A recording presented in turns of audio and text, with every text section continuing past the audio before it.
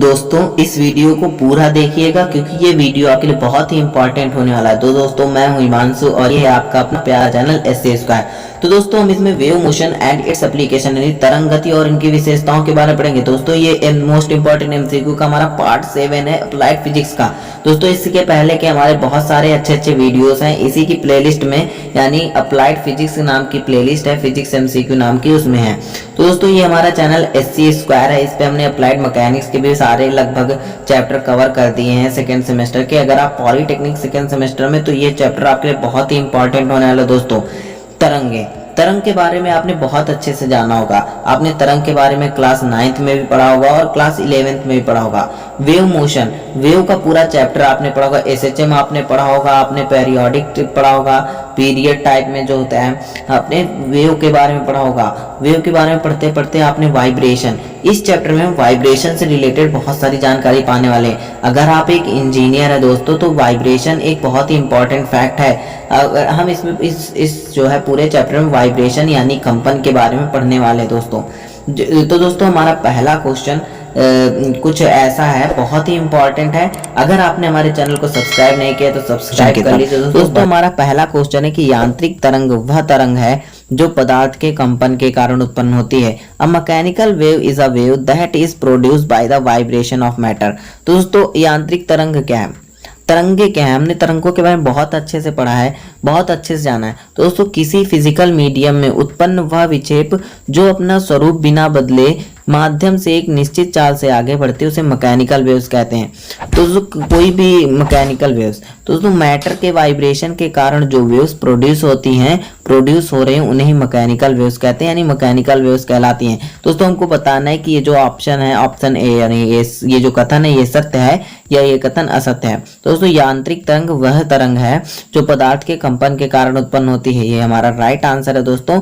तो इसका right answer हो जाएगा हमारा ये क्या है, ये ट्रू है दोस्तों। ये क्या है, ट्रू है। यांत्रिक तरंग वह तरंग है जो पदार्थ के कंपन के कारण उत्पन्न होती है, ये हमारा राइट आंसर। दोस्तों आई होप आपको ये क्वेश्चन मजा आ रहा होगा। इस क्वेश्चन के अलावा अगर हम इसमें बढ़ते हैं हमारे नेक्स्ट क्वेश्चन की, और हमारा नेक्स्ट क्वेश्चन दोस्तों ये रहा आपके सामने कि यांत्रिक तरंगे कितने प्रकार की होती हैं। What are the types of mechanical waves. दोस्तों हमको पता है कि यांत्रिक तरंगे होती हैं। ये क्वेश्चन का आंसर तो आप दे सकते हैं, जल्दी से जल्दी कमेंट में बताइए दोस्तों, कमेंट में बताइए इसका आंसर जल्दी से दोस्तों, कमेंट करके जरूर बताइएगा क्योंकि आप लोग कमेंट नहीं करते हैं। कमेंट कीजिए तभी भी हमारा कॉन्फिडेंस लेवल भी हाई होगा, हम अच्छी से अच्छी वीडियो लाएंगे। इसका राइट आंसर हो जाएगा दोस्तों ऑप्शन नंबर ए। दो तरंगे दो प्रकार की होती हैं। नंबर 1 ट्रांसवर्स वेव यानी अनुप्रस्थ तरंगे, और हमारी नंबर 2 होती है लॉन्गिट्यूडनल वेव्स यानी अनुदैर्घ्य तरंगे। दोस्तों हमारी दो तरंगे होती है, दो प्रकार की तरंग होती हैं, अनुप्रस्थ तरंगे और अनुदैर्घ्य तरंगे।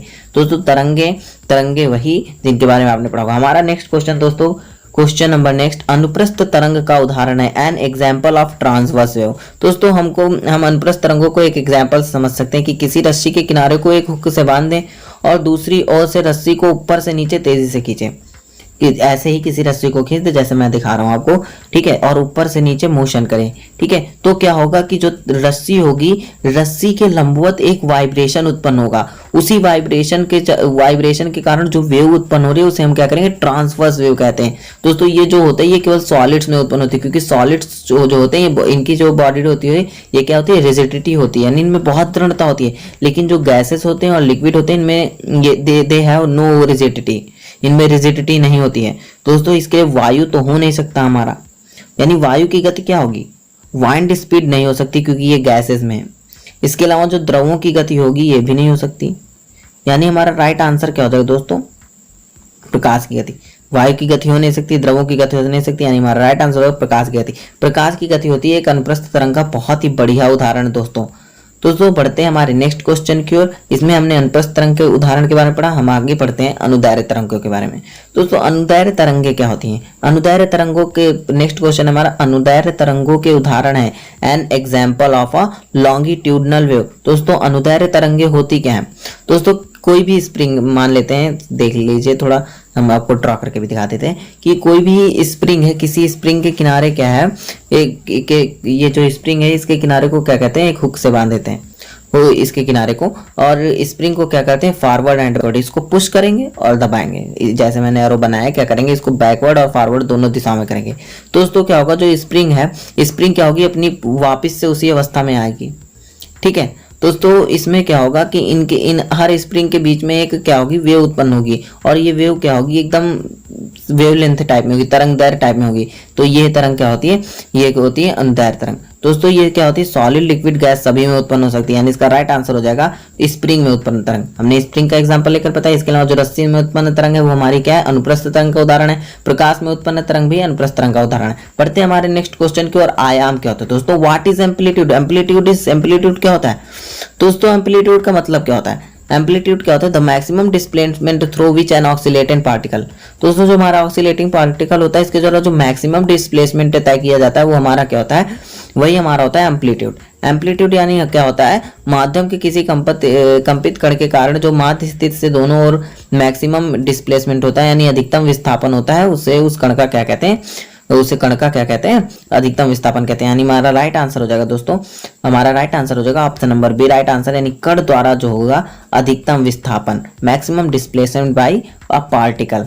दोस्तों जैसे कि हमने बना लिया है एक एसएचएम करता हुआ जो एक दोलन बना लिया दोस्तों, ये क्या होगा, इसमें जो फोर्स होगा फोर्स अपोजिट डायरेक्शन में लगेगा, और ये जो होगी एक फिक्स वैल्यू के ही इधर उधर गत करेगी। तो हम इसके बारे में पढ़ाते हैं, आगे बढ़ते हैं हमारे नेक्स्ट क्वेश्चन। दोस्तों आवर्तकाल क्या होता है, time period is, what is time period. दोस्तों टाइम पीरियड क्या होता है, हमको पता है कि एक कंपन पूरा करने के लिए जो समय लिया गया है उसे ही कण का क्या कहते हैं, आवर्तकाल कहते हैं। यानी हमारा राइट आंसर हो जाएगा दोस्तों ऑप्शन नंबर ए, कण द्वारा कंपन में लिया गया समय, time taken by the particle, यानी हमारा राइट आंसर हो जाएगा दोस्तों option number A is right answer. इसके अलावा ये कुछ ऑप्शन देखे, हमारा राइट आंसर हो जाएगा दोस्तों कण द्वारा कंपन में लिया गया समय, time taken by the particle. हमको ये भी पता है कि n बराबर न्यूमरेटर पढ़ते हैं दोस्तों नेक्स्ट क्वेश्चन की। और हमारा नेक्स्ट क्वेश्चन है कि आवृत्ति होती है। दोस्तों थोड़ा वीडियो में प्रॉब्लम हो रही होगी, हो सकता है कि आपको दिख भी ना हो क्लियर, लेकिन मैं बोलते जा रहा हूं तो आपको समझ में आ रहा होगा। आवृत्ति होती है फ्रीक्वेंसीज, ऑप्शन ए कण द्वारा तय की गई अधिकतम दूरी, maximum distance covered by particle, option B कण द्वारा 1 सेकंड में किए गए कंपनों की संख्या, कण द्वारा अधिकतम विस्थापन। हमको पता है कि दोस्तों जो आवृत्ति होती है क्या होती है, आवृत्ति n इक्वल टू क्या होता है 1/2 होता है। दोस्तों इसमें जो हमको पता है कि आवृत्ति क्या होगी, कोई कंपित कण 1 सेकंड में जितना कंपन करता है वे कण क्या होता है, वे कण की आवृत्ति कहलाता है, यानी कण द्वारा 1 सेकंड में किए गए कंपनों की संख्या। ऑप्शन नंबर बी हमारा क्या हो जाएगा दोस्तों right answer, vibration done by a particle in 1 second. बढ़ते हैं हमारे दोस्तों नेक्स्ट क्वेश्चन की ओर। Relation between frequency and time period, आवर्तकाल तथा आवृत्ति में संबंध क्या होता है, हमको पता है फ्रीक्वेंसी को n से रिप्रेजेंट करते हैं, टाइम पीरियड को t से प्रेजेंट करते हैं। हमको पता है इन दोनों के बीच में जो रिलेशन होता है n इक्वल टू 1/t होता है, यानी हमारा राइट आंसर जो हो जाएगा option number C. Option number C is हमारा क्या हो जाएगा राइट आंसर। दोस्तों बढ़ते हैं हमारे नेक्स्ट क्वेश्चन की ओर। हमारा next question speed of wave, frequency and wavelength, यानी तरंग की चाल, आवृत्ति तथा तरंग दैर्घ्य में क्या संबंध होता है दोस्तों, संबंध लिखना है। हमको पता है दोस्तों रिलेशन, जो स्पीड ऑफ वेव से v से रिप्रेजेंट करते हैं, फ्रीक्वेंसी को हम n से रिप्रेजेंट करते हैं और वेवलेंथ को हम लैम्डा से रिप्रेजेंट करते हैं। तो दोस्तों हमको पता है कि इनके बीच में जो रिलेशन होता है ये क्या होता है। दोस्तों हमको पता है इनके बीच में जो रिलेशन होता है, speed of wave v equal to क्या होता है, हमारा लैम्डा बाई टी होता है। दोस्तों v इक्वल टू क्या होता है, लैम्डा बाई टी, हमको पता है v equal to lambda by T होता है। हम यहाँ पे क्या है 1/t जो ये लिखा है n बाई n के बराबर होता है दोस्तों, n बराबर क्या होता है 1/t के, तो यहाँ पे हम v बराबर n लैम्डा लिख सकते हैं। तो दोस्तों हमारा राइट आंसर आपको दिख रहा होगा सेम टू सेम, सी क्या है मैच कर रहा है पूरा हमारा, ये v स्पीड ऑफ वेव है, n हमारी फ्रीक्वेंसी और लैम्डा क्या हमारा वेवलेंथ है। हमारा राइट आंसर हो जाएगा दोस्तों option number C is right answer. तो दोस्तों बढ़ते हैं हमारे नेक्स्ट क्वेश्चन की ओर। हमारा नेक्स्ट क्वेश्चन ये रहा आपकी स्क्रीन पर कि कालांतर का सूत्र है, फार्मूला ऑफ फेज डिफरेंस, यानी फेज डिफरेंस क्या होता है। दोस्तों हमको पता है कि फेज डिफरेंस, दो फेजों के यानी दो कलाओं के बीच के अंतर को क्या कहते हैं, कलांतर कहते हैं या फेज डिफरेंस कहते हैं। अगर इनके बीच का अंतर 0 या 2 पाई है तो ये समान कला में होंगी। अगर इनके बीच का डिफरेंस क्या है, पाई या 3 पाई है, तो ये क्या होंगी, विपरीत कला में होंगी। हमको पता है दोस्तों जो फेज डिफरेंस होता है, फेज डिफरेंस को डेल फाई से रिप्रेजेंट करते हैं। किससे रिप्रेजेंट करते हैं दोस्तों, डेल फाई से रिप्रेजेंट करते हैं। ये इंपॉर्टेंट क्वेश्चन हो सकता है क्योंकि फेज डिफरेंस से बहुत सारे क्वेश्चन आ सकते हैं, क्योंकि जो टेस्ट वगैरह होता है उसमें भी फेज डिफरेंस से रिलेटेड बहुत सारे क्वेश्चन पूछे जाते हैं। हमको पता है कि डेल फाई बराबर क्या होता है, 2 pi upon lambda into del X, जहाँ पे डेल फाई क्या है हमारा फेज डिफरेंस है और डेल एक्स क्या है हमारा पाथ डिफरेंस है दोस्तों, यानी डेल फाई हमारा क्या है, फेज डिफरेंस है, और डेल एक्स क्या है हमारा दोस्तों, पाथ डिफरेंस है, पाथ डिफरेंस। तो हमको ये मैच करता हुआ एकदम सेम टू सेम आंसर मिल रहा है। तो डेल फाई हमारा ऑप्शन नंबर सी एकदम मैच करता हुआ मिला है, इसलिए हमारा राइट आंसर हो जाएगा दोस्तों option number C is right answer. तो दोस्तों बिना देरी किए बढ़ते हैं हमारे नेक्स्ट क्वेश्चन की ओर। दोस्तों बढ़ते हैं हमारे नेक्स्ट क्वेश्चन पे। हमारा नेक्स्ट क्वेश्चन दोस्तों आपकी स्क्रीन पर, किसी माध्यम में तरंग की चाल 960 मीटर पर सेकंड है, यदि माध्यम में किसी बिंदु से 1 मिनट में 360, दोस्तों ये हमारे थोड़ा मिसप्रिंट हो गया, यहाँ पे क्या होगा 336 हो जाएगा, ठीक है। तरंगे गुजरते तो तरंग दायरे ज्ञात कीजिए। दोस्तों हमको पता है v इक्वल टू क्या है, 960 मीटर पर सेकेंड दिया है, और हमारा जो फ्रीक्वेंसी दी है 360 वेवलेंथ गुजरती है दोस्तों। हमारा यहाँ पे क्या हो जाएगा 36 हो जाएगा दोस्तों, थोड़ा मिस प्रिंट हो गया, अभी मैं चेंज कर ले रहा हूँ थोड़ा। पहले क्वेश्चन में बता दे रहा हूँ कि the speed of a wave in a medium is 960 metre per second if 360 waves, तो यहाँ पे थोड़ा मिसप्रिंट हो गया, यहाँ पे क्या हो जाएगा 3600 क्या हो जाएगा दोस्तों, यहाँ पे 3600 तरंगे गुजरती हैं। तो यहाँ पे हम थोड़ा सही कर लेते हैं, यहाँ पे क्या हो जाएगा 3600 हो जाएगा, और यहाँ पर भी क्या हो जाएगा 3600 हो जाएगा दोस्तों, यानी हमारा यहाँ पे चेंज होगा, 3600 कट जाएगा, यहाँ पे क्या हो जाएगा हमारा 60, हमारा क्या हो जाएगा 60 पर सेकेंड। अभी मिनट में था, हमने कन्वर्ट कर लिया था, उसे सेकंड में कर लिया था, तो हमारा क्या होता है, हमको पता है कि लैम्डा बराबर क्या होता है v/m। अब कैसे होगा, हमको पता है कि v इक्वल टू क्या होता है, n लैम्डा होता है, वहां से हम इसको चेंज कर सकते हैं आराम से, लैम्डा इक्वल टू v/n।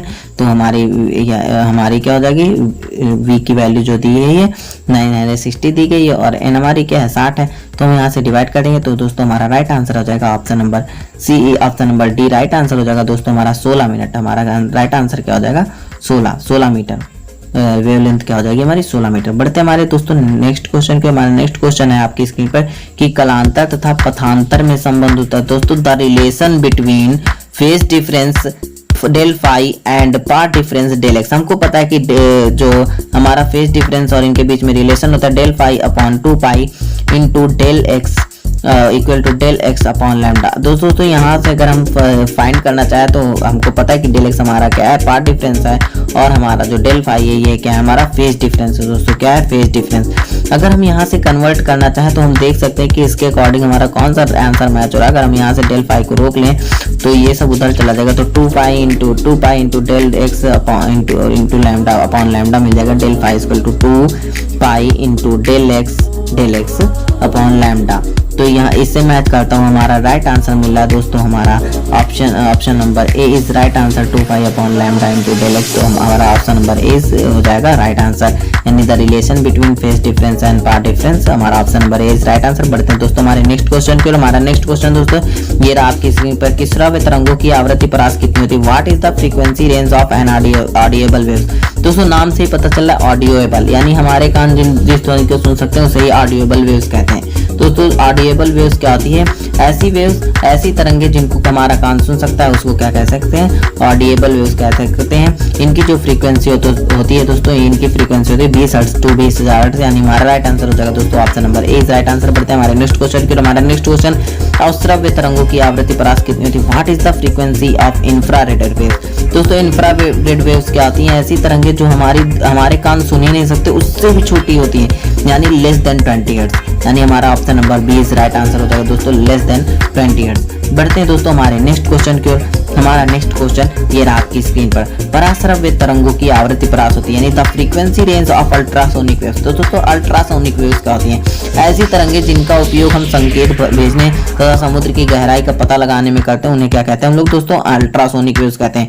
ये ध्वनि क्या होती है, बहुत ज्यादा होती है, इनको कुत्ते बिल्ली जानवर वगैरह सुन सकते हैं, यानी मोर देन 20 के हर्ट्ज। अब 20 के हर्ट्ज को क्या कह सकते हैं हम, 20 के हर्ट्ज का मतलब 20 किलो हर्ट्ज। अब 20 किलो हर्ट्ज को हम कन्वर्ट कर सकते हैं, हम कह सकते हैं 20 kilo hertz equal to 20,000 hertz, 20,000 hertz, यानी जो पराश्रव्य तरंगों की आवृत्ति परास होती है, ऑप्शन नंबर सी हमारा राइट आंसर हो जाएगा कि 20 हर्ट्ज, हमारा राइट आंसर हो जाएगा दोस्तों ऑप्शन नंबर सी। बढ़ते हैं दोस्तों हमारे नेक्स्ट क्वेश्चन की ओर। हमारा नेक्स्ट क्वेश्चन आपकी स्क्रीन पर आके ध्वनि की तीव्रता का मात्रक है, is the unit of intensity of sound. तो हमको पता है कि दोस्तों इसका राइट आंसर हो जाएगा ऑप्शन नंबर ए डेसिबल। डेसिबल इसका क्या हो जाएगा दोस्तों, राइट आंसर हो जाएगा। तो बिना देरी किए बढ़ते हैं हमारे नेक्स्ट क्वेश्चन को। इसके अलावा जो हर्ट्ज होता है, हर्ट्ज आवृत्ति का मात्रक होता है, तो ध्यान रखिएगा कि आवृत्ति का जो मात्रक होता है हर्ट्ज होता है दोस्तों। बढ़ते हैं हमारे नेक्स्ट क्वेश्चन की ओर। हमारा नेक्स्ट क्वेश्चन ये रहा आपकी स्क्रीन पर कि सरल लोलक की लंबाई अनंत हो जाने पर आवर्तकाल भी अनंत हो जाएगा। When the length of SHM becomes infinite, the time period will also become infinite। दोस्तों ये ट्रू है या फॉल्स हमको पता है। हमको पता है कि जो सरल लोलक का आवर्तकाल होता है 2 t = 2 pi under root L upon C. हमको यहाँ से पता चला कि t डायरेक्टली प्रोपोर्शनल है एल के। एल कह रहा है कि लंबाई इनफाइनाइट हो, यानी एल इक्वल टू क्या हो जाए, इनफाइनाइट हो जाए। तो दोस्तों यहाँ से सिंपल से पता चला कि टी भी इनफाइनाइट हो जाएगा। लेकिन जो होता है टी जो होता है अनंत नहीं होता है। टी का मान कभी भी अनंत नहीं होगा, यानी आवर्तकाल कभी भी अनंत नहीं होगा। अगर हम लंबाई को इनफाइनाइट कर दें, इनफाइनाइट कर दें तो हमारा राइट आंसर क्या हो जाएगा दोस्तों, 84.6 मिनट आएगा हमारा राइट आंसर। यानी हम चाहे जितनी लंबाई बढ़ा दें, जो हमारा आवर्तकाल यानी टाइम पीरियड होगा वो 84.6 मीटर होगा। यानी ये हमारा क्या हो जाएगा, फॉल्स। ये हमारा क्या हो जाएगा, फॉल्स। दोस्तों सरल लोलक की लंबाई अनंत हो जाने पर आवर्तकाल अनंत नहीं हो जाता है, बहुत अधिक हो जाता है लेकिन अनंत नहीं होता है दोस्तों, एकदम मैक्सिमम हो जाएगा। दोस्तों बढ़ते हैं हमारे नेक्स्ट क्वेश्चन की ओर। हमारा नेक्स्ट क्वेश्चन दोस्तों आपकी ये रहा आपकी स्क्रीन पर कि अनंत लंबाई पर लोलक का आवर्तकाल होता है। The time period of simple pendulum eight infinite length. दोस्तों अनंत लंबाई पर सरल लोलक का आवर्तकाल क्या होता है दोस्तों, तो दोस्तों हमको पता है कि इसके लिए जो फार्मूला होता है अनंत लंबाई पर सरल लोलक का आवर्तकाल का जो फार्मूला होता है ये क्या होता है दोस्तों, t = 2 पाई अंडर रूट में जो रेडियाई ऑफ अर्थ होती है इसका अपॉन जी। यानी हमारा हो जाएगा formula t = 2 pi under root में अर्थ की radii upon gravity, RE upon gravity. दोस्तों तो जो रेडियस ऑफ अर्थ होती है इसका हमको पता है कि RE = क्या होता है, 6.4 × 10⁻6 मीटर होती है, यानी 6400 किलोमीटर होती है। इसको हम चेंज कर लेंगे तो हो जाएगा 6.4 × 10⁻6 मीटर। हमको ग्रेविटी भी पता है कि क्या होती है, ग्रेविटी क्या होती है, 9.8 मीटर पर सेकंड होती है, पर सेकंड स्क्वायर। यानी G = क्या हो जाएगा, 9.8 मीटर पर सेकंड। थोड़ा सा अब ब्लर्ड हो गया है लेकिन आपको आराम से समझ में आ जाएगा, मैं बोल के आपको बता रहा हूँ। अब हमारा क्या हो जाएगा, t = 2 × पाई की वैल्यू 3.14 × 6.4 × 10⁻6 मीटर अपॉन 9.8। तो दोस्तों हमारा आ जाएगा 5075 सेकेंड। हमारा क्या आ जाएगा, 5075 सेकेंड। दोस्तों हम इसको मिनट में बदलेंगे क्योंकि हमारे जितने भी आंसर आ रहे हैं ये मिनट में आ रहा है दोस्तों। ये इसका मतलब इनफाइनाइट और जीरो नहीं होगा क्योंकि अभी मैंने ऊपर बताया था इसका आंसर। दोस्तों अगर हम इसको मिनट में चेंज करना चाहे तो इसको 60 से डिवाइड कर देंगे तो हमारा आ जाएगा दोस्तों राइट आंसर 84.6 मीटर। जैसा कि अभी हमने ऊपर पढ़ा था कि अनंत लंबाई पर सरल लोलक का जो आवर्तकाल होता है दोस्तों क्या होता है, 84.6 मीटर। बहुत इंपॉर्टेंट क्वेश्चन दोस्तों आपके लिए होने वाला है। कमेंट में बता दीजिए ये इंपॉर्टेंट है कि नहीं है दोस्तों, जल्दी से जल्दी कमेंट करके बताएं। हमारा नेक्स्ट क्वेश्चन दोस्तों आपकी स्क्रीन पर ये रहा कि आवर्तकाल का व्यापक सूत्र होता है general term of time period. तो दोस्तों हमारा इसका राइट आंसर हो जाएगा दोस्तों option number A is right answer. t = 2 pi under root में डिस्प्लेसमेंट अपॉन एक्सीलरेशन विस्थापन बटे त्वरण। दोस्तों इसका राइट आंसर हो जाएगा ऑप्शन नंबर ए। आवर्तकाल का जनरल टर्म का जो फार्मूला होता है यही होता है दोस्तों। बढ़ते हैं हमारे नेक्स्ट क्वेश्चन की और हमारा नेक्स्ट क्वेश्चन दोस्तों ये रहा आपकी स्क्रीन पर कि सरल आवर्त गति के लिए दोलन करने वाले कण का विस्थापन x और उस पर कार्य करने वाला बल F किसके द्वारा संबंधित है। यानी एक सिंपल हार्मोनिक मोशन में एक कण क्या कर रहा है, एक पार्टिकल क्या कर रहा है, हो रहा है तो कण गति कर रहा है। तो the displacement x of oscillation particle and force F acting on it are related by. तो दोस्तों हमको पता है ये क्या है, फोर्स कांस्टेंट। वो कांस्टेंट हमको पता है हुक्स लॉ के अकॉर्डिंग क्या है, हुक्स लॉ अगर पढ़ा होगा कि किसी स्प्रिंग में अगर हम यूनिट डिफ्लेक्शन कर दें यानी इकाई विक्षेप कर दें तो आवश्यक बल का मान जो होता है स्प्रिंग बल का नेतांक कहलाता है। स्प्रिंग का क्या होता है, फोर्स कांस्टेंट कहलाता है।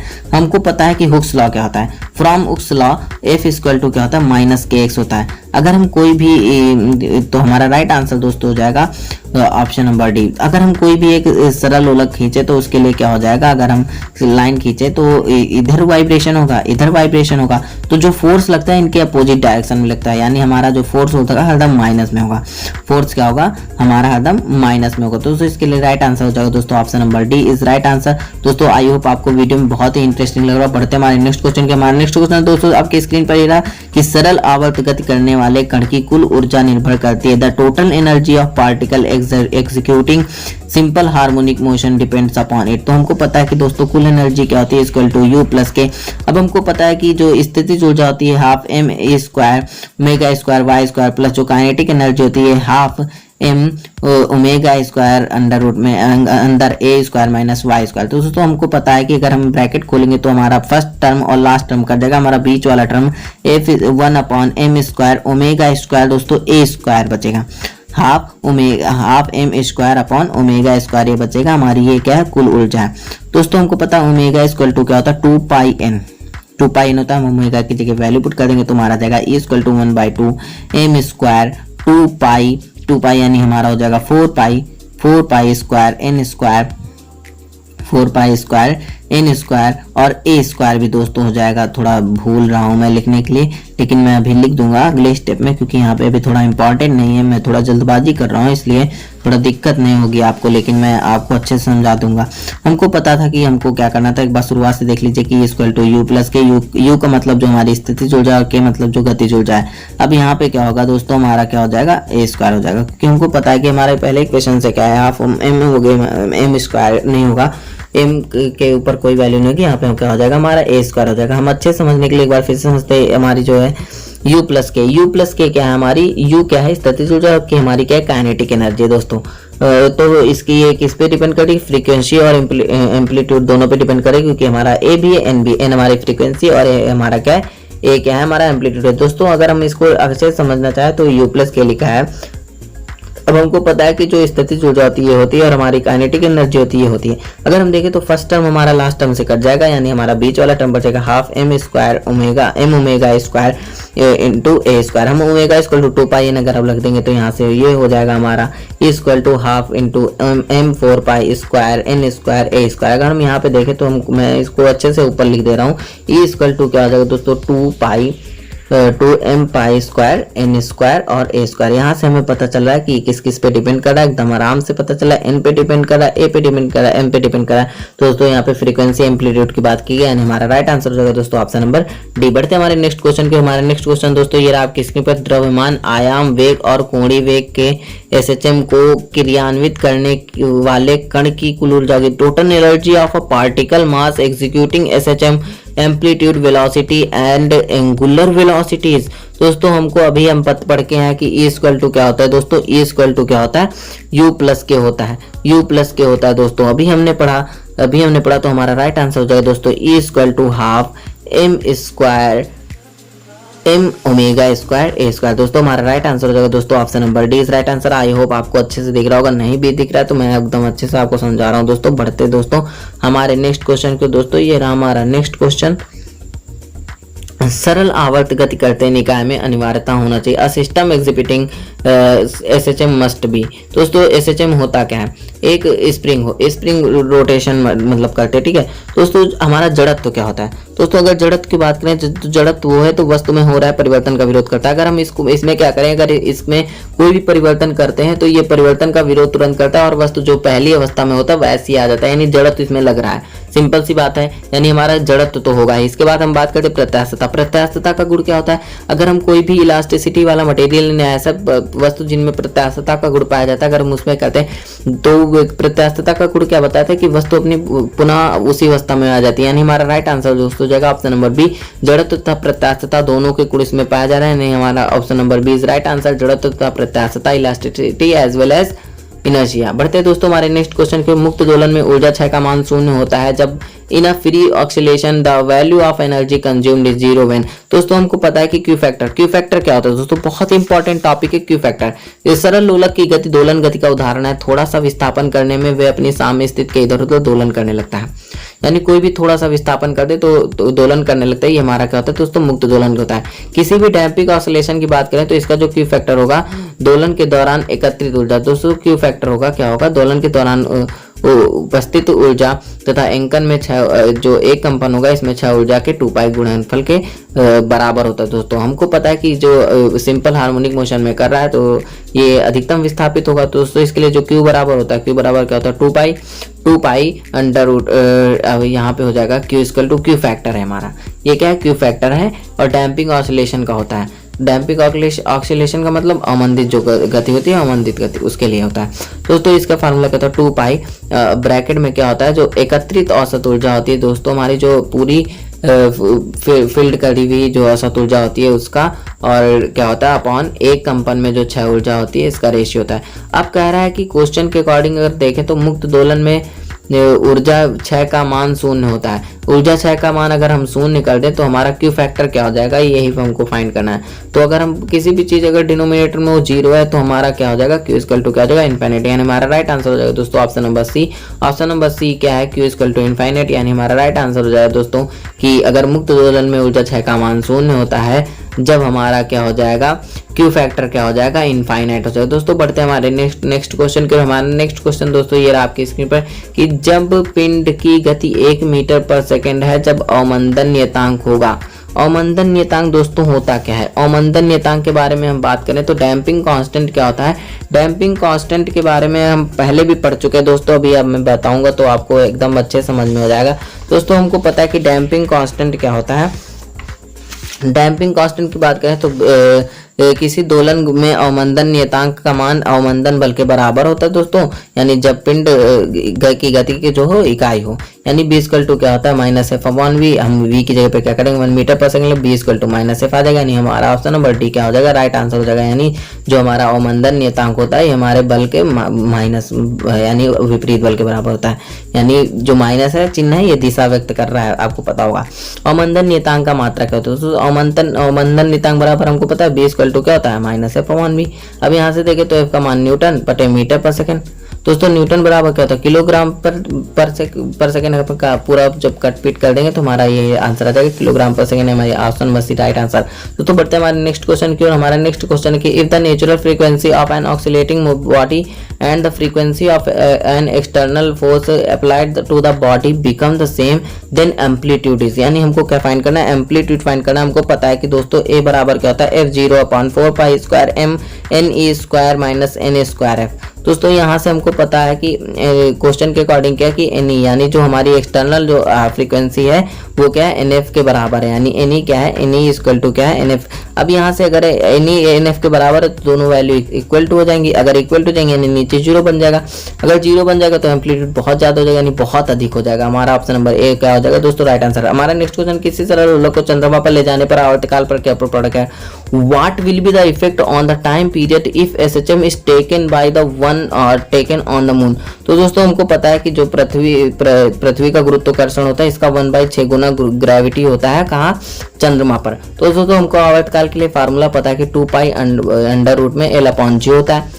ये क्या है हमारे टी के लिए जो पहले परावर्तन था। अब हम बात करते हैं टी डैश के लिए, 2π अपॉन अंडर रूट में 1 अपॉन क्या हो जाएगा 6 अपॉन जी हो जाएगा, इंटू एल हो जाएगा दोस्तों, क्योंकि हमारा जी इक्वल टू क्या था G/6 दिया है, आप इसको चेंज करेंगे तो ऊपर हो जाएगा दोस्तों। अगर हम टी डैश की बात करेंगे तो सभी वैल्यू अगर रख लेंगे तो क्या हो जाएगा दोस्तों हमारा √6 गुना बढ़ जाएगा, T√6, क्योंकि हमारा पहले ही वो टी की वैल्यू तो T√6 गुना बढ़ जाएगा, यानी हमारा राइट आंसर हो जाएगा option number C increase √6 time, यानी √6 गुना बढ़ गया दोस्तों, क्या हो जाएगा √6 गुना बन गया। तो दोस्तों हमको पता करना है हमारा नेक्स्ट क्वेश्चन। दोस्तों नेक्स्ट क्वेश्चन हमारा ये रहा आपकी स्क्रीन पर कि किसी 500 न्यूटन पर मीटर बल नियतांक की स्प्रिंग से 10 किलोग्राम के पिंड को लटकाने पर आवर्तकाल होगा on hanging a 10 kilogram body from a spring of a force constant of 500 Newton per meter time period will be। तो दोस्तों हमको पता है कि हमारा जो बल नियतांक दिया है क्या है 500 न्यूटन पर मीटर है। हमको पता है कि हमारा मास क्या है 10 kg, हमको पता है T equal to 2π under root में m अपॉन के होता है, m की जो वैल्यू m के स्थान पर रख देंगे, k की वैल्यू k के स्थान पर रख देंगे दोस्तों, आ जाएगा 2π अंडर रूट में 10/500 हो जाएगा दोस्तों। अगर इसको सॉल्व करेंगे तो हमारा दोस्तों राइट आंसर आ जाएगा 0.895, हमारा राइट आंसर हो जाएगा दोस्तों option number C. I hope आपको मजा आ रहा होगा इस क्वेश्चन में, क्योंकि बहुत इंपॉर्टेंट क्वेश्चन है दोस्तों। अगर आपके पेपर में आ गए तो आपको अच्छे खासे नंबर दे के जाएंगे, क्योंकि ये इसी के लिए नहीं बहुत सारे इंपॉर्टेंट क्वेश्चन होते हैं, बहुत बड़ी बड़ी परीक्षाओं में भी इस तरह के क्वेश्चन आते रहते हैं दोस्तों। हमारा नेक्स्ट क्वेश्चन है कि एक सरल आवर्त गति के समीकरण ft = 10 sin ωt की जगह पे 220t हो जाएगा प्लस 0.5 के द्वारा प्रदर्शित किया जाए SHM का आयाम। तो दोस्तों अगर हम बात करें तो SHM is represented by ft 10 sin 20t plus 0.5 the amplitude. हमको पता है कि y बराबर क्या होता है a sin ओमेगा होता है, a sin अल्फा, या बात करें a sin ओमेगा t। दोस्तों यहाँ पे से कंपेयर करें तो हमारा इक्वेशन क्या दी ft = 10 sin 20t plus 10 sin 20t plus omega.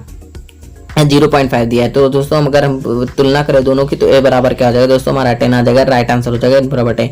हमारा नेक्स्ट क्वेश्चन दोस्तों, निम्न समीकरण में कौन सा समीकरण सरल आवर्त गति को प्रदर्शित नहीं करता। दोस्तों निम्न में से कोई भी अगर इक्वेशन है, अगर वो साइन कॉस के टर्म में दी गई है और साइन और कॉस दोनों क्या है, गुणे में है, नहीं है, और भाग में नहीं है यानी अनुपात में नहीं है, और दोनों में क्या है, कोई घात नहीं लगी है, तो दोस्तों हमारा राइट आंसर हो जाएगा साइन भी होगा, कॉस भी होगा, साइन और कॉस सभी होंगे। साइन कॉस को छोड़कर टैन, कॉस एक्स, कॉट, ये सब क्या होंगे, हमारे सरल आवर्त गति को नहीं प्रदर्शित करते हैं, यानी हमारा राइट आंसर हो जाएगा दोस्तों option number D, tan omega T, ये क्या होगा, सरल आवर्त गति को नहीं प्रदर्शित करता है। बढ़ते हैं दोस्तों हमारे नेक्स्ट क्वेश्चन की ओर। हमारा नेक्स्ट क्वेश्चन ये रहा आपकी स्क्रीन पर कि सरल आवर्त गति करते हुए एक कण का आयाम ए तथा कोणीय वेग ओमेगा है, अधिकतम वेग तथा अधिकतम त्वरण का अनुपात क्या होगा। तो दोस्तों a particle is performing in simple harmonic motion with amplitude A and angular velocity omega, the ratio of maximum velocity to maximum acceleration is. हमको पता है वी मैक्स बराबर क्या होता है दोस्तों, वी मैक्स बराबर होता है दोस्तों ओमेगा है। इसके अलावा हम एक्सीलरेशन की बात करें, क्योंकि कैपिटल लेती है एक्सीलरेशन, तो एक्सीलरेशन कैपिटल है। अब अगर हम एक्सीलरेशन मैक्स की बात करें तो हमारा क्या हो जाएगा, माइनस ओमेगा स्क्वायर वाई। क्या हो जाएगा दोस्तों, हमारा ओमेगा स्क्वायर वाई या ओमेगा स्क्वायर ए, वाई की जगह पे क्या है हमारा ए है, तो ओमेगा स्क्वायर ए हो जाएगा। दोस्तों अगर हम दोनों की अगर रेशियो फाइंड करना है तो रेशियो अगर हम निकालें तो दोनों का रेशियो क्या होगा, omega A upon omega square A. Omega A से ओमेगा ए कैंसिल हो जाए दोस्तों, यानी 1 अपॉन ओमेगा आ जाएगा दोस्तों, यानी हमारा ऑप्शन नंबर बी क्या हो जाएगा दोस्तों, option number B is right answer. दोस्तों बढ़ते हैं हमारे नेक्स्ट क्वेश्चन के। हमारा नेक्स्ट क्वेश्चन की एक पिंड वृत्तीय पथ पर एक समान चाल से गति कर रहा है, तो उसकी गति होगी a particle moving in a circle with uniform speed it's motion is. दोस्तों हमको पता है कोई भी पिंड है वो एक सर्कुलर मोशन में गति कर रहा है, तो दोस्तों ऐसी जो गति होगी बार बार होगी, लेकिन टू एंड फ्रो के रूप में नहीं होगी। जो सरल आवर्त गति होती है वो क्या होती है, टू एंड फ्रो के रूप में होती है, यानी एक पॉइंट के इधर भी गति करती है और उधर भी गति करती है बार बार, यानी एक सरल आवर्त गति है तो एक क्या होगी, एक पॉइंट के इधर उधर इर्द गिर्द गति करती है। लेकिन जो हमारी जो आवर्त गति होती है लगातार मोशन में रहती है, यानी हमारा राइट आंसर हो जाए दोस्तों पीरियोडिक मोशन। लेकिन हम बात करें एकदम करेक्ट आंसर की, तो हमारा एकदम करेक्ट आंसर होगा दोस्तों ऑप्शन नंबर बी, आवर्त किंतु सरल। तो हमारा नेक्स्ट क्वेश्चन है the velocity of particle performing SHM when it's passes through it's mean position is. तो दोस्तों हमको पता है कि कोई भी एसएचएम मोशन कर रहा होगा, कोई भी पार्टिकल, तो क्या होगा वो अपनी मीन पोजीशन पे क्या होगा, उसके लिए जो वाई होगा वो 0 होगा।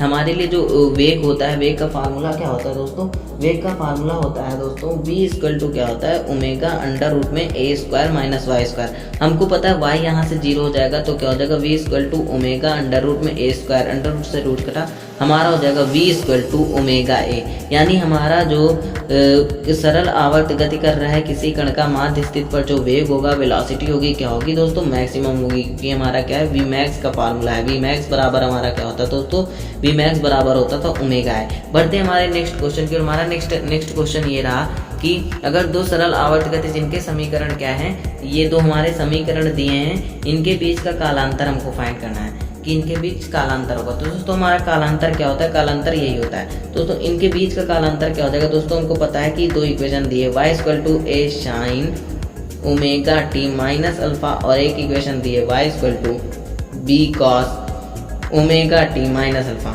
अगर हम क्या करें, इसको चेंज करना है इसमें, तो क्या करेंगे, हम सिंपली क्या करेंगे, ए साइन पाई बाई 2 से अगर हम क्या करेंगे, पाई बाई 2 से दोनों को डिवाइड कर देंगे, दोनों को घटा देंगे, तो हमारा क्या आ जाएगा, आंसर आ जाएगा दोस्तों। यानी इसके लिए हमारा क्या होगा, सिंपल सा अगर हम इसके बीच में जो कालांतर की बात करें तो हमारा होता है 90 डिग्री होता है दोस्तों, सिंपल सा यही आंसर हो जाएगा हमारा 90 डिग्री। बढ़ते हैं हमारे नेक्स्ट क्वेश्चन की। सरल आवर्त गति कर रहा है किसी कण माध्य स्तर पर, तुरंत क्या होगा, तो दोस्तों यही माध्य स्तर पर क्या होगा, हमारा y इक्वल टू 0 हो जाएगा। हमको पता है कि जो हमारा a होता है, a बराबर क्या होता है, माइनस ओमेगा स्क्वायर y होता है। अगर हम यहाँ से y बराबर 0 रख दे तो हमारा क्या हो जाएगा, a बराबर क्या हो जाएगा, 0 हो जाएगा, यानी एक हो जाएगा हमारा 0 हो जाएगा दोस्तों। यानी acceleration of a particle executing SHM at its mean position is 0। ये थे दोस्तों हमारे कुछ क्वेश्चन, बहुत ही इंपॉर्टेंट क्वेश्चन थे। If you enjoy this video तो please subscribe it and press the bell icon for latest video. दोस्तों मिलते हैं हमारे नेक्स्ट वीडियो में, जब तक के लिए धन्यवाद। आइए पसंद तो वीडियो को कर दीजिए लाइक और चैनल को कर दीजिए सब्सक्राइब।